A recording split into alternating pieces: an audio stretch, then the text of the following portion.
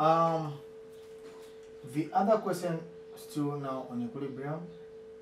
The other question is consider following equilibrium N2 plus O2 giving us 2NO.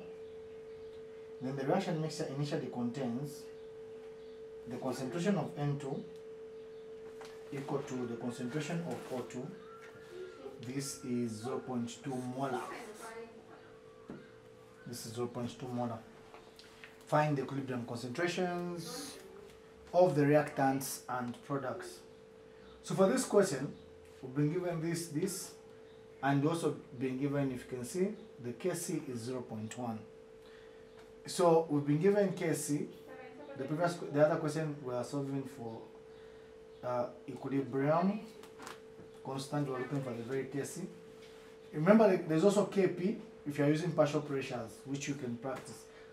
Remember that the partial pressure in ATM corresponds also to the concentration in mole, and they have a relationship. But this time, we have that. So your job now, you are being told to find equilibrium. You write the semi-stable. Initial change equilibrium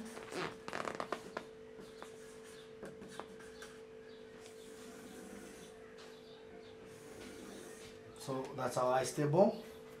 So you have N2, we also have O2, then you have NO. So the initial value of that, my table is a bit ugly, pardon me. So you have 0.2 there and 0.2 there, and this is 0. There's nothing of the product, so you only add the reactants. Then what you establish is the equilibrium mixture. So how will the change be? So for you to look at the change column, because we don't know the change, so we denote the letter X for change. So this is X, and this is also X. This X is minus X. Why? Because an amount will be used up, and this is 2X. Where are we getting the X and the X and the 2X? Those are the questions that you ask yourself. So the X, why we denote X alone without a coefficient? Because the coefficient there is 1. So even the coefficient for the X is 1. But then there the coefficient is 2. That's the reason why for the change there, we will say 2X, which is plus, because the product is produced. Then you add these columns. So you're going to have, for this one, it will be 0.2 minus X. Even this one, 0.2 minus X. And this one will be 2X. So this is your equilibrium mixture. Then the Kc expression will be NO squared over N2 times O2. So this will simply be, if you want, let's move it to this side, we'll get it as 0.1 equals 2x squared over 0.2 minus x times 0.2 minus x. So always remember, guys, be on the lookout for an easy way out. In everything, be on the lookout for an easy way out. Do not complicate your life. So 0.1 is equal to 2x over 0.2 minus x.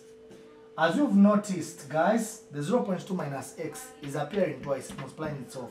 So that's the same as saying squared. Then you introduce the square root, the root.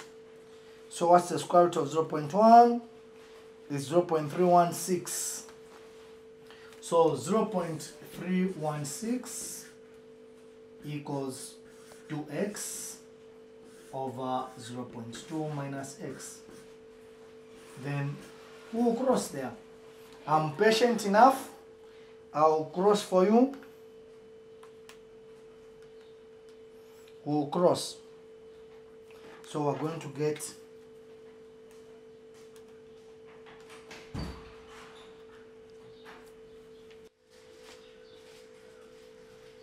so now when you work this thing out, you introduce the square root term, you get 0.316.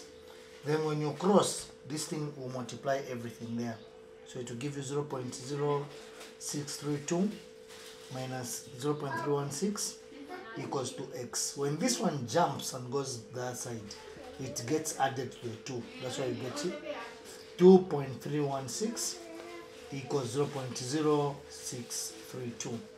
Then you divide over 2.316, then you get x as 0.0273 molar. So now when you get this value 0.0273, you can actually come and plug it while there's x. Everywhere there's x there. You can go and finish that. I know you want to be shovel fed, but you can't shovel feed you more. So you get 0.2 minus this, you get what should be there.